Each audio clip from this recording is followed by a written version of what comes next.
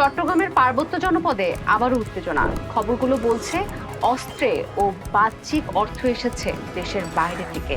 সরকারের পক্ষ থেকে আশঙ্কা ও অভিযোগ উঠেছে, এসব হিংসা কি স্থানীয় সমস্যা নাকি কোনো আন্তঃরাষ্ট্রীয় পরিকল্পনার অংশ? সাম্প্রতিক দিনগুলোতে স্বরাষ্ট্র উপদেষ্টা উদ্বেগ প্রকাশ করেছেন, পার্বত্য অঞ্চলে ব্যবহৃত কিছু অস্ত্র বিদেশি উৎস থেকে এসেছে। এই অভিযোগটি ভয়ানক, কারণ এটি সরাসরি পার্শ্ববর্তী দেশের নাম টানছে। পার্বত্য চট্টগ্রাম অঞ্চলের ইতিহাস বহু তিক্ততা আর সাংস্কৃতিক দ্বন্দ্বে ভরা। 1970 থেকে 1990 দশকে বন্দুকবন্দি সংগ্রাম, 1997 সালের শান্তি চুক্তি, তারপরও জমি অধিকার ও বসতি সংক্রান্ত সমস্যাগুলো রয়ে গেছে।